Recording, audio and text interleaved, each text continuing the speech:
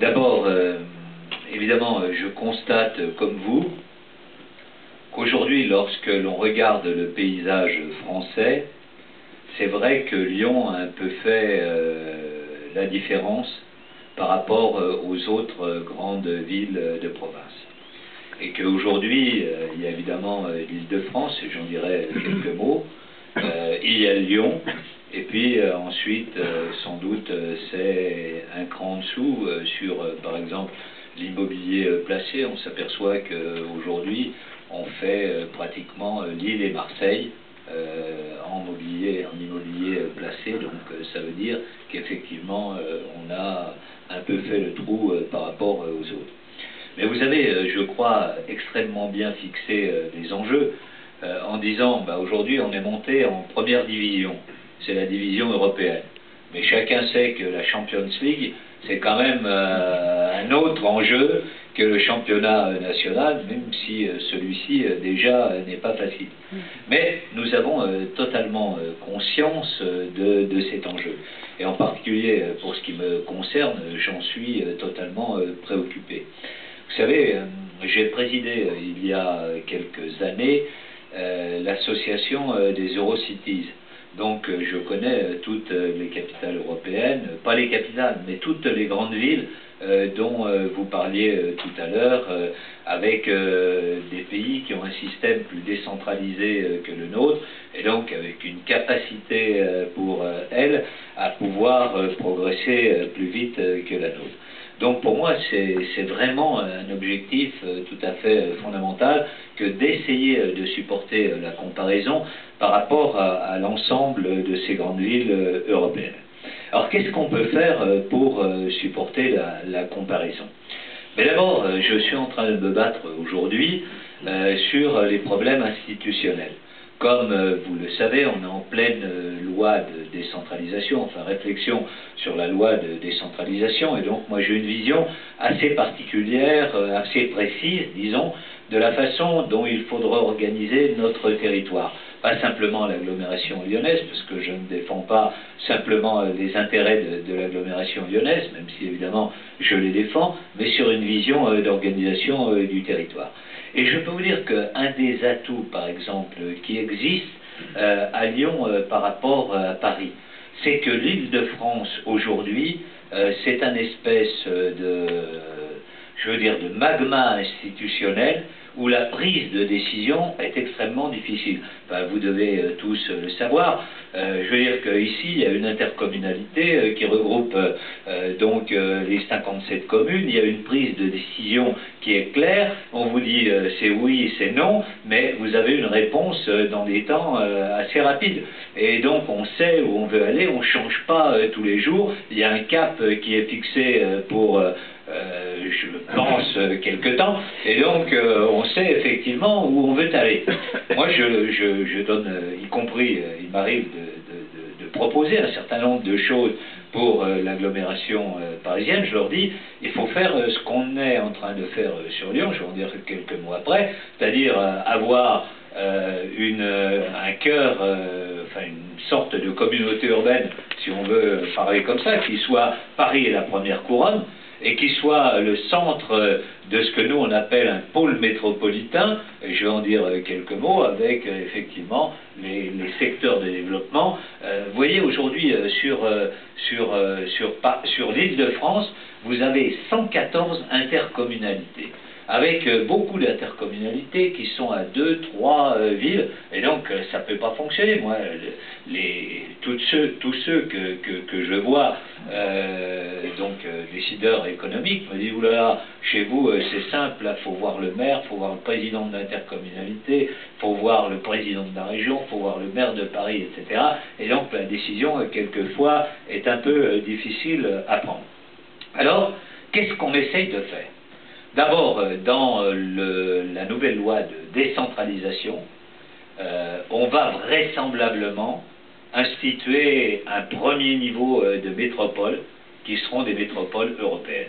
Il y en aura 2 ou 3.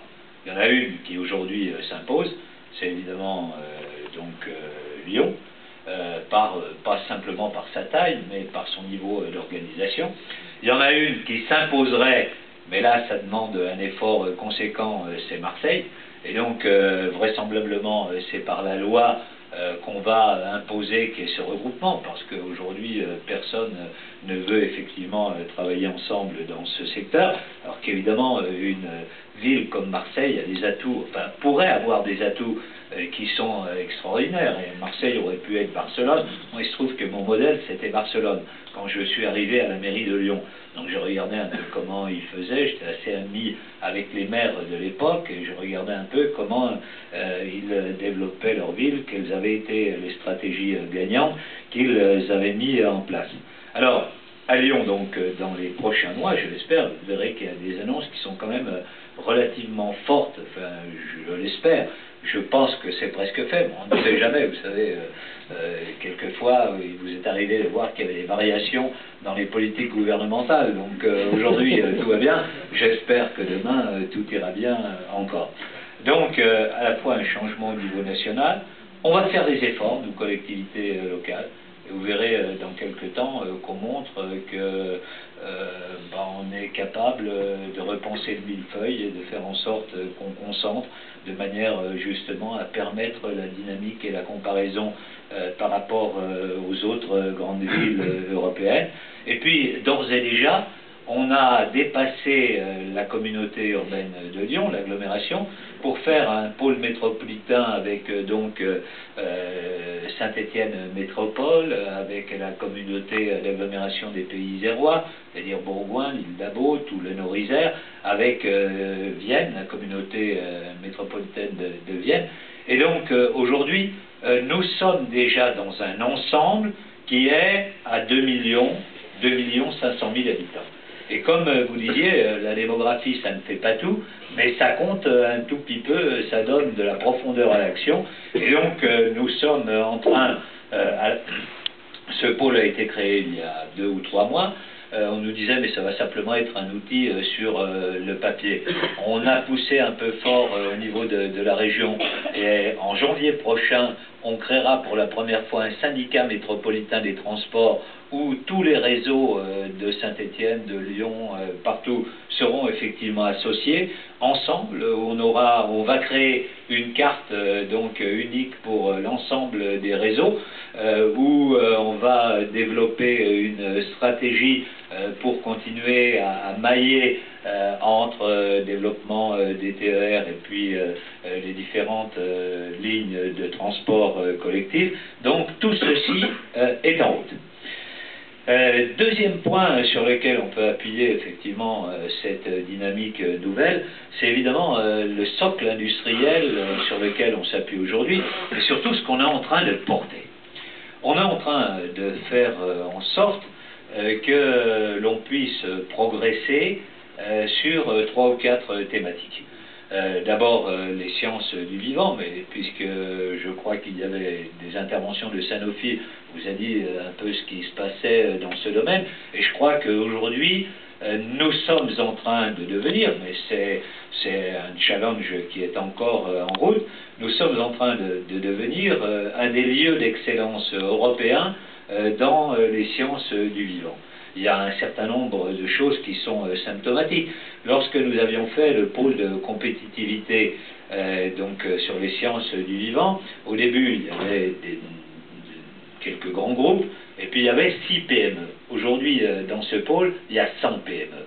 Donc ça montre effectivement qu'on a passé une taille tout à fait importante. On avait donc une vieille activité qui était l'industrie chimique à Lyon, la vallée de la chimie. On est en train de reconvertir donc cette vallée de la chimie sur ce qui est aujourd'hui une des clés de l'avenir, à savoir donc les technologies vertes, et donc sur tout le domaine à la fois des pollutions de l'air, des pollutions de l'eau, nouveaux procédés, économie circulaire, sur les problèmes d'utilisation de la chaleur fatale, problèmes énergétiques. On est en train de travailler. Vous savez par exemple qu'il y a eu 2 instituts d'énergie décarbonée qui sur Lyon ont été labellisés au grand emprunt, l'un avec Alstom, l'autre sur la vallée de la chimie. Donc on est en train de porter de manière très très forte cette deuxième direction. Sur le numérique, on est en train d'essayer de progresser sur le numérique. On a déjà un tissu sur le logiciel avec quelques belles sociétés et on va continuer à essayer de développer tout cela. On pense qu'on peut faire un beau pôle dans ce que je disais être le pôle métropolitain sur, par exemple, Bourgoin. Aujourd'hui, il n'y a pas de visibilité régionale, mais on a deux des plus grands groupes dans le domaine des matériaux, Lafarge et Vicat, et donc on va essayer de travailler avec eux pour donner de la visibilité, montrer que c'est sur notre territoire, et donc en faire un phénomène d'attractivité. Enfin, il se trouve qu'on travaille beaucoup avec, comme vous le savez, un certain nombre de pays à travers le monde, avec le Japon, un tout petit peu avec la Chine qui commence maintenant à investir, avec la Corée du Sud où on a envoyé des missions ces derniers temps de manière à ce que sur un domaine qui peut nous intéresser, la robotique, on puisse éventuellement essayer d'intégrer un certain nombre de compétences. Vous voyez, à Lyon, on a à la fois du logiciel, on a un peu de savoir-faire mécanique dans la région, et Saint-Étienne, pour cela, est extrêmement important. On a de la plasturgie, on se dit que tout ça, ça peut être quelque chose qui s'amorce. Donc, travailler sur notre base industrielle à partir de l'innovation, des liens très forts que nous faisons entre l'université et la recherche, et donc, pour nous, c'est fondamental. Alors, quand vous disiez, on dit, vous avez un certain modèle. Au début, tout le monde j'allais dire, se foutait de moi, vulgairement, lorsque je parlais du modèle économique lyonnais. On commence à s'apercevoir aujourd'hui qu'il marche. Le modèle économique lyonnais, c'est quoi? C'est effectivement une coopération très très forte entre les pouvoirs publics et les grands groupes privés. Avec ce qu'on essaye de faire, en particulier sur la construction de la ville, mais plus, c'est que chaque fois que la collectivité locale met 1 euro privé, elle essaye d'avoir des coopérations pour faire en sorte qu'il y ait 6 à 7 euros, j'allais dire 1 euro public, 6 à 7 euros privés. Évidemment, comme on investit à peu près chaque année, si je prends toute collectivité confondue, presque 2 milliards d'euros dans l'agglomération, évidemment, ça donne un effet de levier qui est extrêmement fort, et donc ça permet le développement que vous avez vu, que vous voyez, de l'agglomération depuis 10 ans. Parmi les points extrêmement importants, je disais donc à la fois au niveau institutionnel, le socle industriel, le troisième point, vous avez raison de le souligner, c'est le développement des infrastructures. Un des points sur lesquels alors, je me bats beaucoup je me bats beaucoup, enfin j'ai un dialogue, on va dire, qui est empreint d'énergie de ma part avec le gouvernement, c'est effectivement sur le plan des infrastructures, sur à peu près 3 ou 4 points essentiels. Le premier, d'abord, c'est sur celui des infrastructures lyonnaises. Il faut effectivement qu'on boucle un contournement de Lyon. Alors, ça peut ne pas être celui du contournement ouest de Lyon qui était prévu, mais le préfet de la région a dit qu'on en avait un à l'est qui était aux 3/4 bouclé, que peut-être si on se contentait de boucler le dernier quart, on aurait bouclé un contournement de Lyon, et donc on pourrait reconvertir un petit peu les circulations à l'intérieur de l'agglomération. Et vous savez que je lance un grand débat où j'invite en tout cas les Lyonnais à venir s'inscrire, qui est le bouclage donc du périphérique dans ce que j'appelle l'anneau des sciences. Pourquoi je l'ai appelé l'anneau des sciences? Ça a bien sûr à voir avec ce que je vous disais sur l'innovation, la recherche et l'industrie. On s'aperçoit que tout ce qui se passe à Lyon, du point de vue innovation, recherche, pôle d'excellence, se fait autour du premier ring. Vous prenez vers le nord, vous avez aujourd'hui l'école centrale et l'école de management qui sont un peu perdus aux alouettes, isolés. Mais si vous bouclez par le ring, vous allez en direction des hôpitaux. Les hôpitaux, on va d'ailleurs amener le métro, ça sera un des futurs centres des sciences du vivant. Les hôpitaux peuvent être reliés à la Soleil, où vous avez 20 hectares, une vingtaine d'hectares à développer pour effectivement faire de l'immobilier d'entreprise qui soit lié aux sciences du vivant. Vous passez ensuite sur Gerland, qui va être le cœur de ce que l'on fait dans les sciences du vivant, puis vous avez les hôpitaux Est, au passage vous tangentez la vallée de la chimie, où comme je vous l'ai dit, on veut faire un certain nombre de choses, et puis vous avez enfin la DOA, et tout ça se met en relation et peut travailler ensemble, c'est ce que l'on va essayer de faire. Le deuxième point, c'est ce qu'on appelle le nœud ferroviaire lyonnais. Comme vous le savez, aujourd'hui, enfin, comme vous le savez, je vous le dis, c'est qu'aujourd'hui, quand il y a des blocages de la SNCF et qu'on vous dit il y a un train qui a été en perdition pendant 7-8 heures, c'est en général à partir de Lyon que les choses se passent. Pourquoi? Parce que sur cette ligne, en particulier sur l'entrée sur Lyon, vous avez un train toutes les 2 minutes.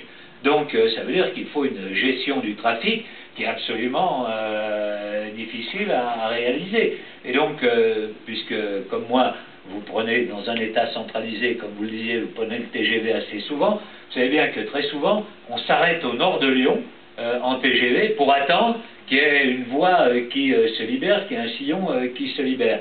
Donc, on avait poussé pour qu'il y ait un rapport d'enquête qui soit fait par une inspectrice générale qui s'appelle Madame Maud, qui a fait un rapport concluant donc à la désaturation du nœud ferroviaire lyonnais, avec donc le projet que nous portons, c'est un projet, on va dire, qui est phasé dans le temps, mais où on a déjà les visions de long terme, avec une gare souterraine à la Part-Dieu. Et donc, ce que nous réalisons, on dit on est à l'instant T, mais il faut déjà avoir une vision de ce qu'on fera à T plus 20, même si c'est dans 20 ans. De manière à ce que le projet qu'on va porter sur la Part-Dieu, j'en dirai quelques mots après, évidemment, il soit en concordance avec ce qu'on va faire dans 20 ans, parce qu'on ne va pas se dire, on construit des immeubles maintenant, et puis dans 20 ans, on s'aperçoit qu'il faut les démolir parce que, effectivement, ça ne va pas pour la gare qu'on a fait. Donc, on porte un projet global, on étudie aujourd'hui un projet global, et donc les projets qui vont prendre forme maintenant, du style par exemple du cluster hôtel, pour ceux qui connaissent, c'est donc remplacer aujourd'hui les hôtels Athéna, etc., qui sont un peu, on va dire, dans un immobilier sinon obsolète, en tout cas qui n'est pas à la hauteur du quartier de la Part-Dieu, par un grand projet de 90 000 m² sur lequel on est en train de travailler.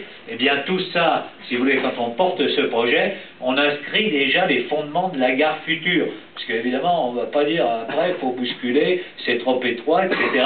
Donc on se positionne sur la gare qui se fera sans doute dans 20 ans, mais déjà dans les premières mesures que l'on prend, on le fait en pensant ce projet. Puis après, on a mis des phases intermédiaires. On a dit, aujourd'hui, il va se passer ça, il faut commencer par l'élargissement des voies, mettre une voie supplémentaire, puis on aura un projet qui va être un projet à 7, 8 ans, 10 ans, et donc on est en train de le définir avec la région et le Conseil général, RFF, la SNCF et l'État, bien sûr, et donc voilà, on a ce projet dans le temps.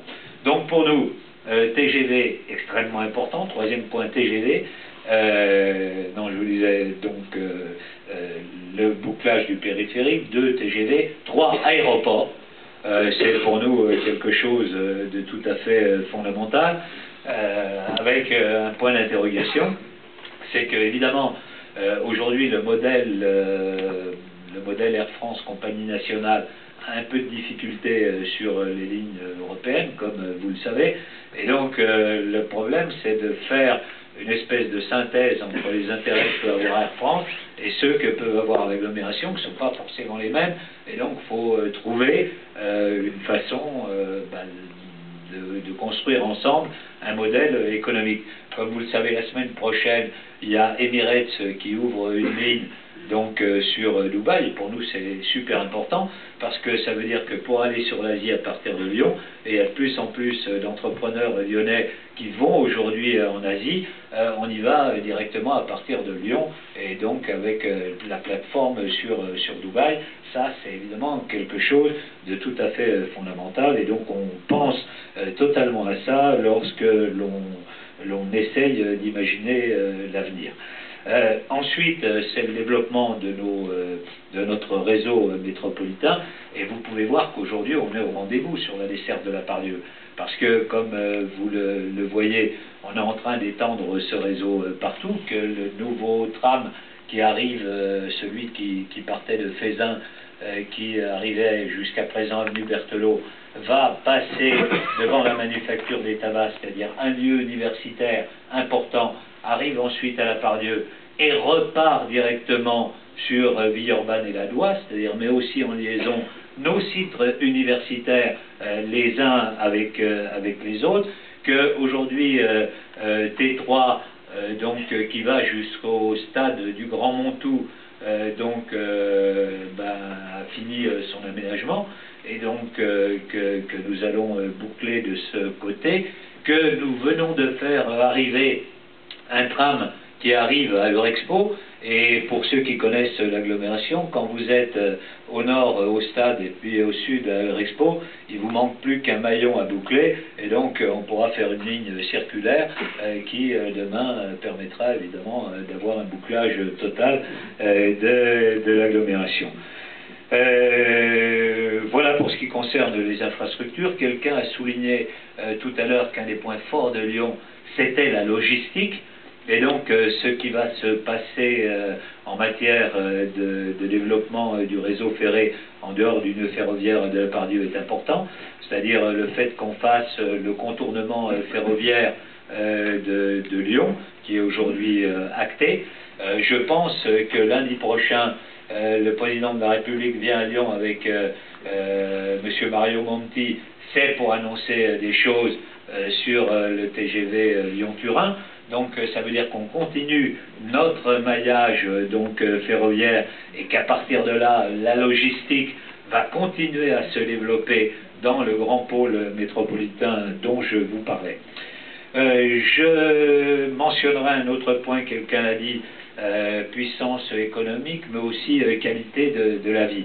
Je vais vous dire quelque chose, c'est qu'on a de plus en plus de Parisiens qui viennent s'installer à Lyon. Parce que, évidemment, dès que vous avez 2-3 enfants, trouver un appartement, je veux dire, dès que vous avez une famille au cœur de Paris, c'est pas terrible.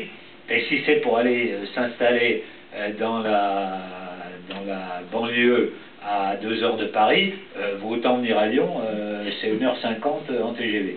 Et par exemple, dans l'opération de la Confluence, on a beaucoup de Parisiens qui ont acheté des appartements, parce qu'on est à côté de la gare de Perrache, et donc ils vont travailler 2 jours à Paris, puis le reste du temps, c'est des gens plutôt profession libérale, etc., qui peuvent bosser aussi un peu de Lyon, et donc ils vont passer 2 jours et demi à Paris, le reste du temps ils travaillent à Lyon, et quand vous êtes à la Confluence, c'est quand même un panorama un peu plus sympathique que quand vous êtes au cœur d'une ville, que nous aimons tous, mais qui est quand même un peu stressante.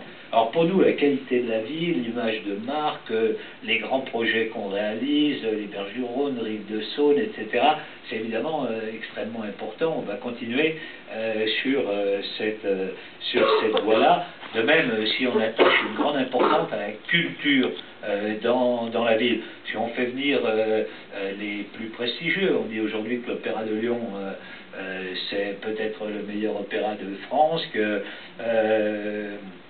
Dominique Hervieux en matière de danse, c'est sans doute la meilleure. On va créer une maison de la danse dans le prochain mandat, qu'on a fait venir un grand chef des États-Unis pour diriger l'orchestre de Lyon, parce qu'évidemment en termes d'image, d'attractivité, c'est extrêmement fort. Moi je sais très bien que les villes ont aussi une image par la façon dont elles bougent, que Berlin peut avoir une image, que Lyon peut avoir une image, et donc nous on essaye d'avoir cette image. Après, c'est de développer un certain nombre de projets, là vous les avez mentionnés tout à l'heure, sur la carte. Pour nous, le cœur du cœur, le hub, ça reste évidemment la Part-Dieu. Alors je sais que dans l'enquête, il y avait un certain nombre de doutes et de critiques, mais c'est bien parce qu'on voyait commencer à poindre ces doutes par rapport, on va dire, à un bâti qui était, on va dire, vieillissant, qu'on a lancé il y a 2 ans l'opération Pardieu avec Jamel Clouche et qu'on a décidé d'un plan d'ensemble sur la Pardieu et qu'on a décidé qu'on allait rénover, recréer, construire de nouvelles tours de manière à reconstruire 1 million. Il y allait forcément avoir ce point d'interrogation. Donc aujourd'hui, on porte ce projet de la Pardieu de manière forte. Donc je dirai quelques mots tout à l'heure sur la Pardieu lui-même. Deuxième pôle, évidemment, le quartier de la Confluence, dont vous savez que la première phase se termine. On va terminer, je viendrai tout à l'heure, par 2 îlots assez emblématiques. Et puis on va passer à la deuxième phase. La première phase, c'était 450 000 m². La deuxième, c'est encore 450 000 m², donc un quartier qui va prendre de l'ampleur. Et pour ceux qui sont intéressés par la desserte, on est en train donc de faire que le tramway qui dessert la Confluence donc traverse sur un pont que nous sommes en train de construire, puisse aller sur Gerland et se connecte au métro qui va aller d'Oulin à la Pardieu, donc ça sera une bonne desserte. On va faire en sorte que de l'autre côté, le tramway T1 puisse franchir les voûtes pour être directement sur la place des Archives, et donc qu'il y ait une vraie liaison à la fois par le nord et par le sud. Et puis on est en train de faire 2 passages sous les voies ferrées nouveaux pour que sur le quartier, quand on est dans le quartier des Docks, on puisse effectivement passer sur le cours Charlemagne, l'un au début derrière l'immeuble des Fages pour ceux qui connaissent, et l'autre au fond du côté du nouveau siège de GL Events, de manière à pouvoir connecter, ça les bouchera vers les boucheries André, donc il y aura effectivement des connexions qui seront plus faciles qu'aujourd'hui, mais il faut lancer un quartier en même temps que l'on crée aussi les infrastructures, parce que moi je ne crois pas du tout au modèle en disant tiens, je vais faire un truc à blanc, et puis après je vais dire venez donc, il faut créer le mouvement. Hein. C'est comme la bicyclette, hein. C'est le premier coup de pédale qui est difficile, après ça continue et ça prospère, et donc c'est ce que nous essayons de faire. Troisième point, qui aujourd'hui est le cadre, les Lyonnais ne le savent pas encore tout à fait, mais de grandes opérations d'urbanisme, c'est évidemment le quartier de Gerland. Dans ces 2 aspects, à la fois évidemment avec le quartier des sciences du vivant et des biotechnologies, mais en même temps toute la ZAC des Girondins qui est en train de se développer entre le Rhône et l'avenue Jean Jaurès, et qui va être là aussi un changement, une métamorphose totale de ce quartier de Gerland. Quatrième quartier que nous sommes en train de lancer, mais dont vous pourrez aller voir là aussi l'accélération, c'est le quartier du Carré de Soie.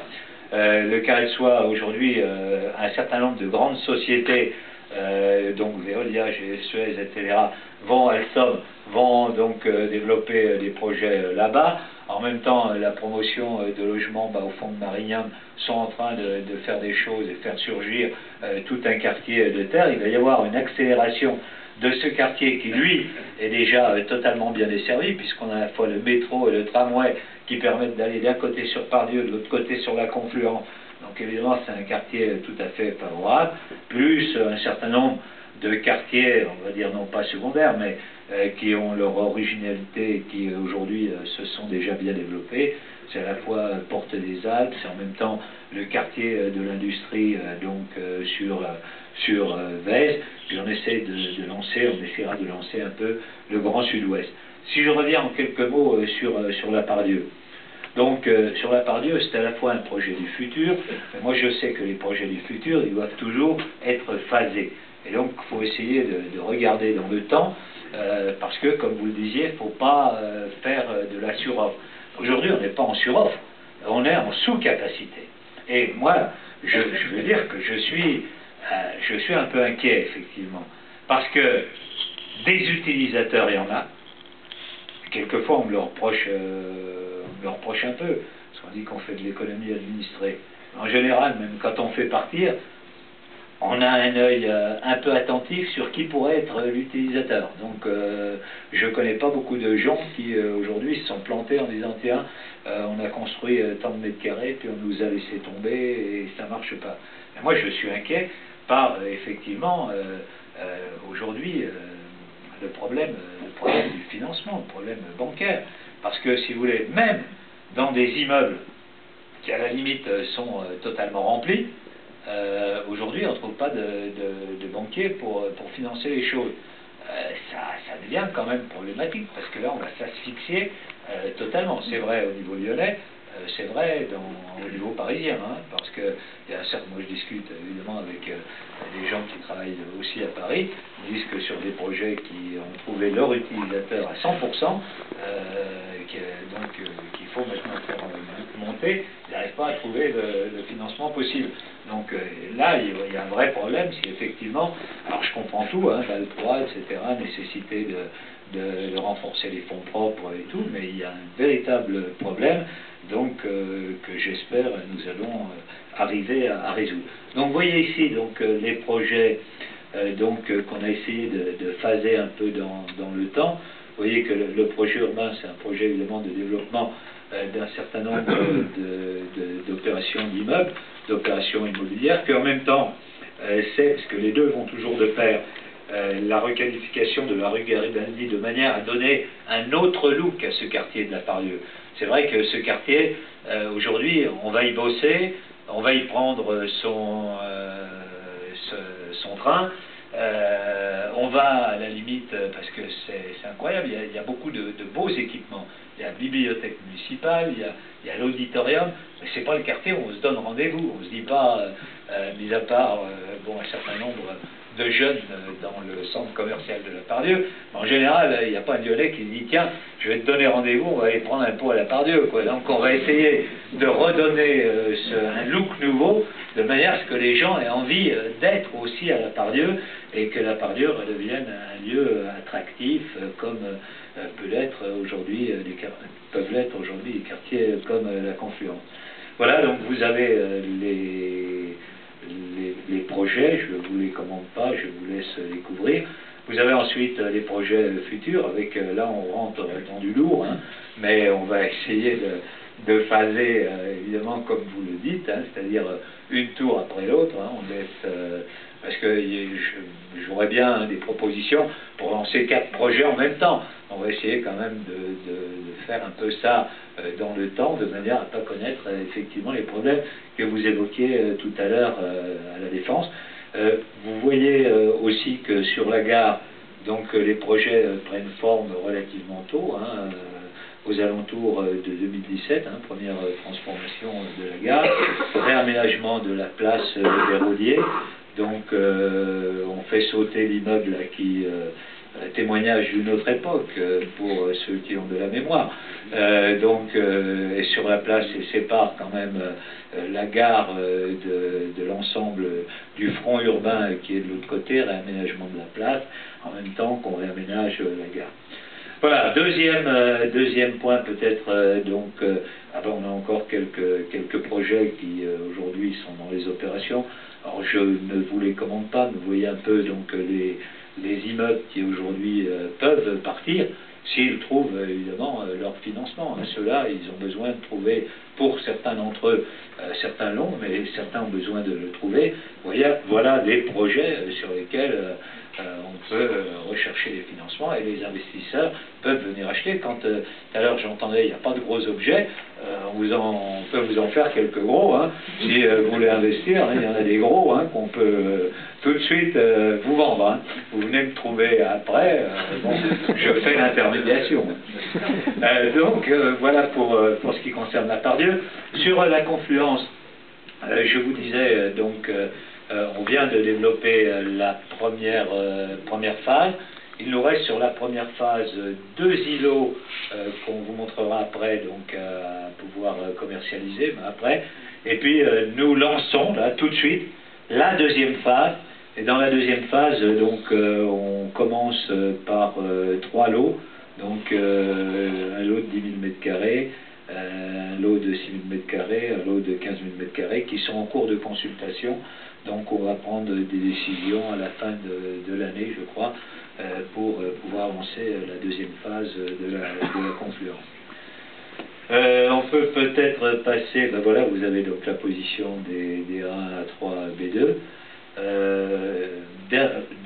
sur les derniers immeubles qui nous restent sur la première phase de la ZAC 1, vous avez ici le fameux ILOP, c'est celui qui est fait avec le NEDO japonais, et donc qui sera Smart Grid, projet nouveau, parce que comme vous le disiez tout à l'heure, la ville évidemment elle change beaucoup, hein.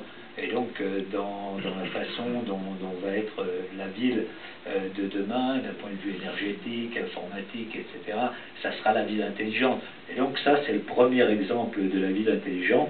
J'étais hier à Polytech, si vous avez quelque temps, allez voir la maquette qu'a fait le NEDO sur la façon dont fonctionne la ville intelligente de demain. C'est quand même assez remarquable et ça ouvre des perspectives. Autre lieu, donc on passe sur ce qui concerne Gerland, troisième quartier. Donc au sud de Gerland, c'est tout ce qui concerne les biotechnologies, sciences du vivant, avec aujourd'hui des premiers bâtiments en construction qui vont préfigurer l'IRT, Axinov, qui sont en train de se construire, et puis un certain nombre de projets, construction de l'IRT, vous savez, c'est ce qui va être le cœur des sciences du vivant, c'est ce qui a été labellisé au grand emprunt.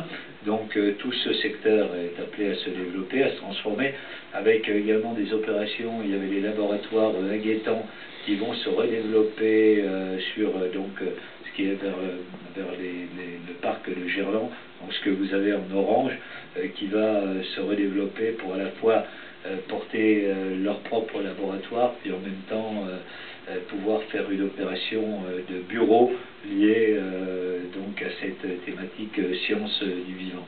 Et puis alors la ZAC du Bonlay qui est en train de se terminer, et la ZAC des Girondins que nous lançons et qui va être une ZAC qui va permettre justement de développer un quartier intermédiaire entre la Pardieu, où la gamme de prix est un peu forte, puis un quartier un peu moins cher sur Gerland, mais évidemment assez proche de la Pardieu, parce que connecté au métro, on est juste à côté de la Pardieu lorsque l'on est aujourd'hui à Gerland.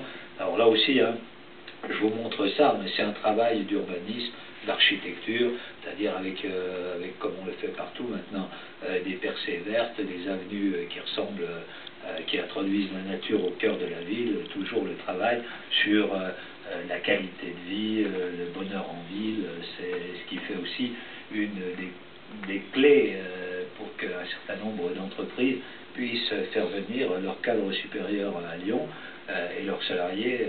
Il faut effectivement que l'on sache créer ce cadre de vie agréable. Enfin, le dernier point, là j'ai pas de slide, on peut peut-être revenir à la carte d'avant, qui est le carré de soie dont je vous parlais. Sur le carré de soie, c'est un quartier qui fait 400 hectares, et donc il y a de quoi construire. Et donc on est en train de reconquérir petit à petit, très beau quartier, parce que quartier hier méconnu, hein, personne n'entendait parler, d'abord il ne s'appelait pas le carré de soie, c'était l'usine Taz, et Taz, ça voulait dire textile artificiel du sud-est, c'était de la rayonne, comment on appelle ça, du textile, de l'acétate, produit qui n'était pas noble, et comme c'était quand même de la soierie artificielle, on a rebaptisé ça pour l'image, carré de soie, ça fait mieux que soierie artificielle. Bon, et donc du coup c'est porteur un peu d'image, et en plus c'est un quartier qui, en dehors d'être à côté du métro et du tramway, est dans un paysage qui peut être fabuleux. C'est au bord du canal de Jonage. On est en train d'en refaire un très beau quartier. Vous avez une vue sur les balles qui sont ceux de Rieux et puis de tout ce qui surplombe le Rhône dans l'Ain lorsqu'on va vers Miribel. Donc c'est vraiment un très très beau quartier et qui à mon avis est un des quartiers d'avenir, mais ça c'est pas pour demain, enfin c'est pour demain pour un certain nombre de choses, mais on va dire en matière d'immobilier tertiaire, c'est pour après-demain, mis à part quelques projets particuliers. Voilà un petit aperçu de ce que nous voulons faire dans cette agglomération. J'espère que ça donnera des idées à quelques-uns d'entre vous. Voilà, merci.